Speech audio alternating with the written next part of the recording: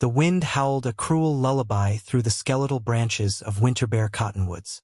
Snowflakes, sharp as glass shards, whipped against Alara's face, each gust a fresh assault on her, and the 3 small bundles clutched against her body.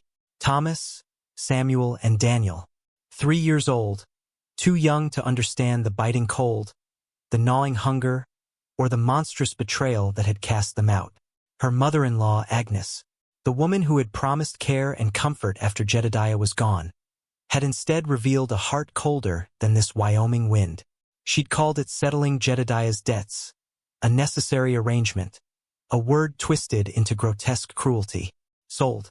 The word echoed in Alara's mind, a branding iron searing her soul. She hadn't been chattel, nor were her sons. Yet, here they were, stripped of everything but the threadbare clothes on their backs, facing down a landscape that cared nothing for human suffering. Despair was a physical weight, heavy as the snow clinging to her sodden skirt. Each step was a struggle against the elements and the leaden certainty that they could not survive much longer. The nearest town was miles away, a place of sharp eyes and wagging tongues, where a woman alone with fatherless children was already suspect, let alone one with triplets. Agnes had made sure their plight would find no easy sympathy. But Jedediah, in one of his rare, rambling stories about the frontier folk, had once mentioned a man named Caleb Thorne. Lived out west, isolated, kept to himself. Had his own troubles, Jedediah had hinted, though he never elaborated. It was a phantom hope, a desperate gamble against the encroaching white curtain of snow and the fading light. "Hold tight, babies," she whispered, her voice raw, more for her own benefit than theirs. Thomas whimpered, burrowing closer. Samuel coughed, a dry, alarming sound. Daniel, the smallest, was unnervingly silent, his face pressed against her shoulder. Fear, cold and sharp, pierced the fog of exhaustion. She couldn't fail them. Not now. Not after carrying them through the impossible journey from Agnes's door. The landscape offered no softness, only harsh lines and unforgiving slopes. The wind sculpted drifts that tripped her weary feet. She stumbled, catching herself, adjusting the precious weight in her arms. 3 sons. 3 lives depending solely on her own failing strength. Tears froze on her cheeks. She prayed with a fierceness born of utter desperation, not for rescue, but for the strength to take just one more step, then another. As darkness began to seep from the bruised gray sky, she saw it. A faint, flickering light in the distance, nestled against the rise of land. Smoke, a thin plume against the twilight. It had to be it. Thorne's place. A sudden surge of adrenaline cut through her fatigue.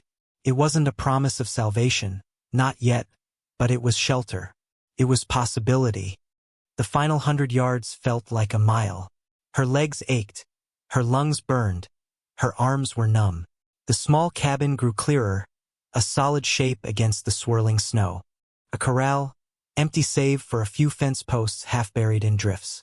It wasn't grand, wasn't welcoming in any overt way, but it was a dwelling, a place of warmth.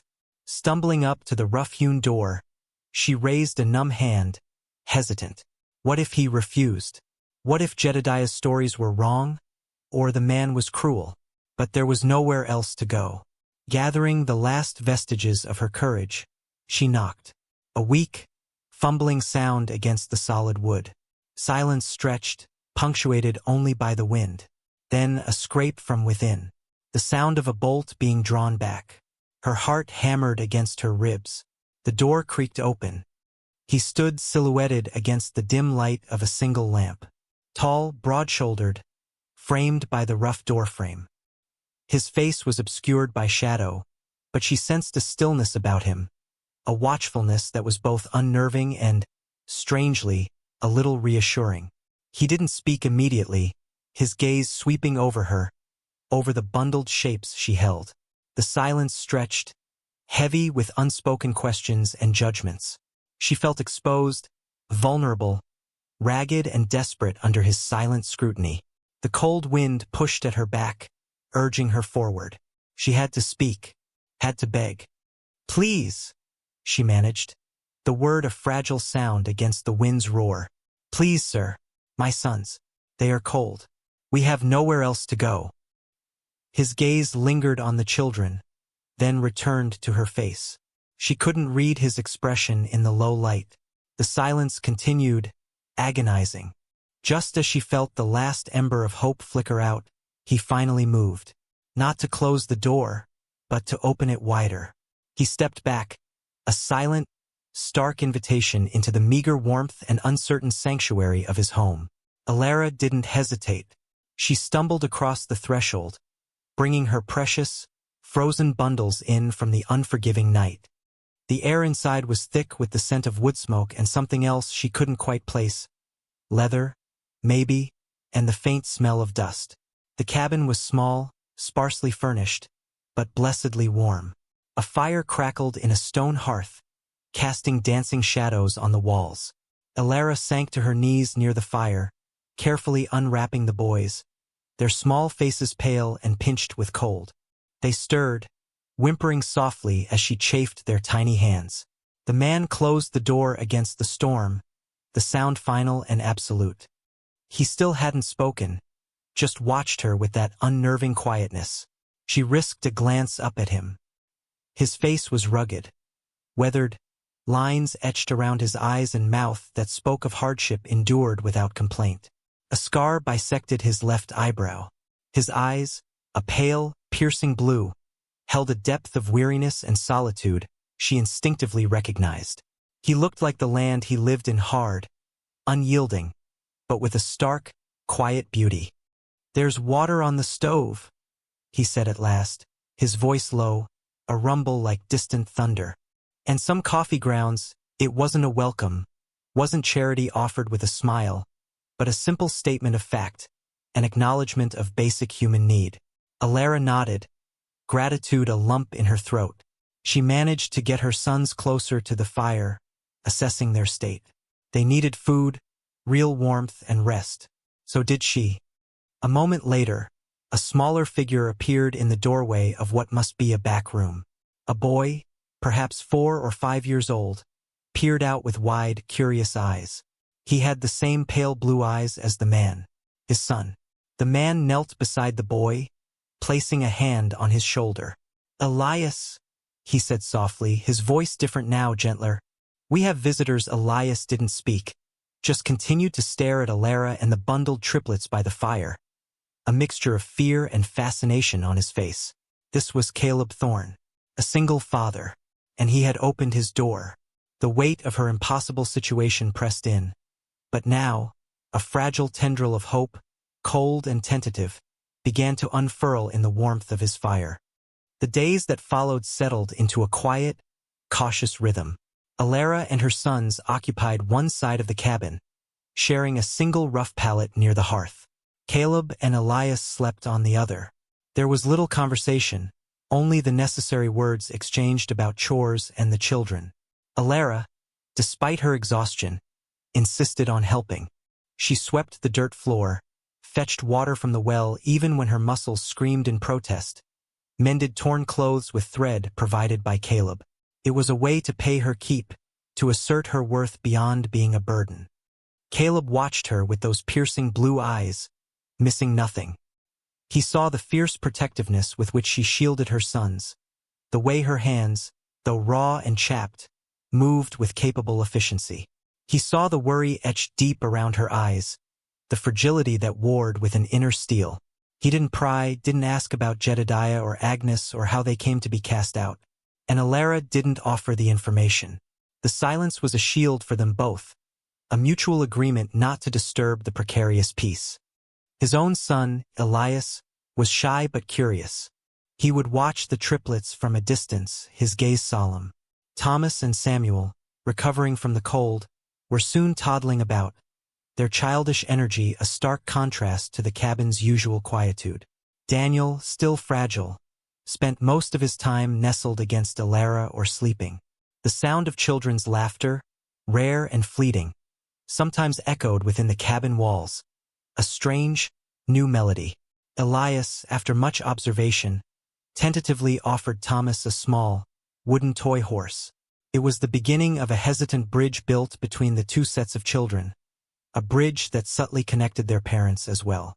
Alara learned about Caleb through observation. He was a man of few words, but his actions spoke volumes. He was meticulous, everything in its place. He worked hard, chopping wood with steady, powerful strokes, tending to his single horse in the small lean-to stable. He was patient with Elias, speaking to him softly, teaching him small tasks. There was a deep sadness in him, a quiet grief he carried like a second skin. Alara wondered about Elias's mother, about the troubles Jedediah had mentioned, but she held her tongue. Asking felt like intruding on sacred ground. One evening, while the children slept, Alara sat by the dying fire, patching one of Thomas's worn shirts. Caleb sat across from her, mending a bridle. The silence wasn't awkward anymore, just present. "Agnes is Jedediah's mother," Alara said, the words coming out before she could stop them. It was the first time she had voluntarily offered any information about her past. Caleb stopped working, his gaze lifting to meet hers. He waited, silent. "She never approved of me," Alara continued, her voice low. "Said I was too independent. Not pliable enough," she swallowed, remembering the cold fury in Agnes's eyes. "When Jedediah died, she said his debts were higher than the land was worth. Said the arrangement she made was the only way," her voice cracked. "Sold us, to a man in town, to work off the debt." Caleb's jaw tightened almost imperceptibly. He didn't say he was sorry, didn't offer platitudes. He just looked at her, and in his eyes, she saw not pity, but a quiet understanding that made her feel seen in a way she hadn't felt in years. "You ran," he stated, not a question. "Yes," she whispered. "There was no life for us there. Not that kind of life." He nodded slowly, returning to his bridle. "She'll look for you." The simple statement sent a chill down Alara's spine that had nothing to do with the cabin's temperature. "I know. She'll send someone," he added, his tone matter-of-fact. "Maybe the man she sold you to. He'll want his property." Alara felt a knot of fear tighten in her stomach. She had put them all in danger by coming here. "I can leave," she said quickly, though the thought was a betrayal of the fragile warmth and safety they had found. Caleb stopped again, looking at her directly. "It's winter. You have 3 young boys. You won't make it." His gaze was steady, unwavering. "Besides," he added, a faint grimness touching his lips, "opening your door means standing by who you let in. That's how it works out here." It wasn't a declaration of loyalty or protection, not in flowery words. It was a simple, brutal statement of the frontier code. He had opened his door. Now, by his own lights, he was bound to stand with them against whatever came. Alara felt a surge of emotion, relief, fear, and a profound, aching gratitude for this quiet, scarred man who had taken them in. The unspoken threat hung in the air, a storm gathering on the horizon. But for the first time since Jedediah's death, Alara didn't feel utterly alone in facing it. The fragile peace of the cabin was shattered one late afternoon by the sound of approaching riders. 2 of them, their horses snorting plumes of steam in the cold air. Alara's heart leaped into her throat. Caleb, who had been mending a fence outside, straightened slowly, his posture instantly rigid. Elias, playing near the cabin, froze, his small face wide with alarm. The triplets, inside, unaware, babbled quietly. One of the riders, a burly man with a cruel mouth and eyes that darted everywhere, dismounted with practiced ease. The other, younger and leaner, stayed mounted, his hand resting near the pistol on his hip. Alara recognized the burly one immediately, Silas, the man Agnes had sold her to. He represented everything she had fled. The humiliation, the forced labor, the loss of her freedom and her son's future. Silas took a step towards the cabin, his gaze sweeping over Caleb, then lingering with chilling possessiveness on the cabin itself, implying it now contained what he sought. "Afternoon," he called out, his voice rough. "Lookin' for a woman. Name's Alara." Got 3 young boys with her. Heard she might have passed this way. His eyes narrowed as he took in Caleb's steady, unyielding presence. Caleb didn't move from his spot by the fence. Haven't seen anyone fitting that description, he replied, his voice calm but carrying an absolute finality. Silas smirked, a nasty expression. Now hold on, friend. We got reliable information. Came from her own kinfolk. Said she bolted from her rightful place. Wouldn't want to be harboring runaways, would you? Especially when they belong to someone else. He gestured vaguely towards Alara's direction within the cabin. They're mine now, see? Bought and paid for. The blatant assertion of ownership, of her and her sons being property, sent a wave of cold fury through Alara, stronger than any fear. She stepped to the cabin door, pushing it open just enough to be seen, her sons clinging to her skirt tails inside. Silas's eyes fixed on her, alight with triumph. There she is, and the brats. See? Told you she was here. Come on out, Alara. Time to earn your keep. He started towards the cabin, the younger man shifting in his saddle, ready. Caleb moved then, a fluid, deceptively casual step that placed him directly in Silas's path. He wasn't large, not like Silas, but there was a coiled tension in him, a quiet power that was palpable. She said she hasn't seen anyone, Caleb repeated, his voice still low, but now edged with steel. And neither have I. Silas stopped, surprised by the unexpected resistance. His smirk vanished, replaced by a sneer. You deaf, old man? I said she's my property. You stand in the way of legal business. Legal by whose law? Caleb's question was sharp, cutting through the bluster. This is my land. You're trespassing. Trespassing? Silas let out a harsh laugh. We'll see about that. You ain't got no right to keep what's mine. He reached for the pistol tucked into his belt. Alara's breath hitched. This was it, the violence she had feared. But as Silas's hand neared his weapon, Caleb moved with astonishing speed. He didn't draw a gun. Instead, he threw the fence post he had been leaning on. It wasn't thrown at Silas, but beside him, hitting the ground with a thud that sent a shower of snow and frozen dirt into the air between them. It was a diversion, a split-second disruption.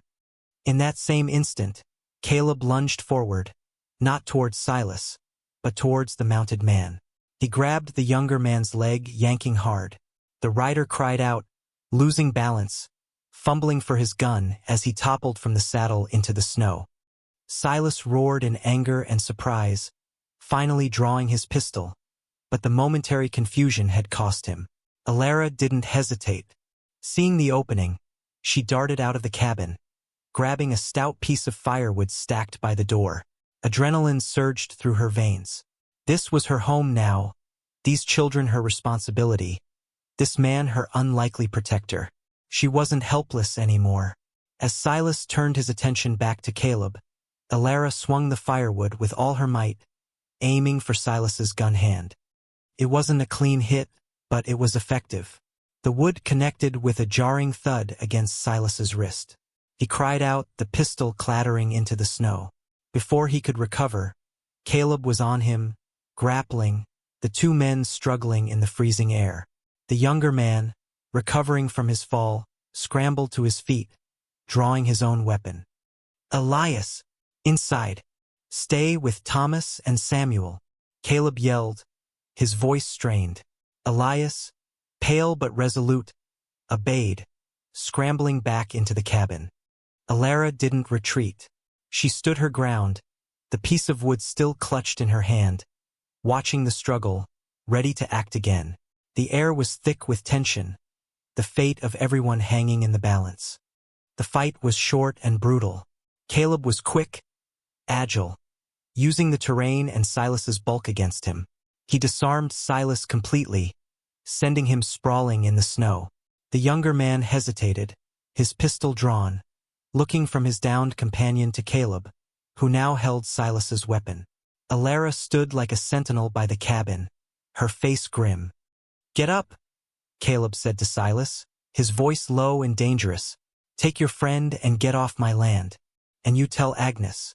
You tell anyone who sent you that these people aren't going anywhere. Not ever.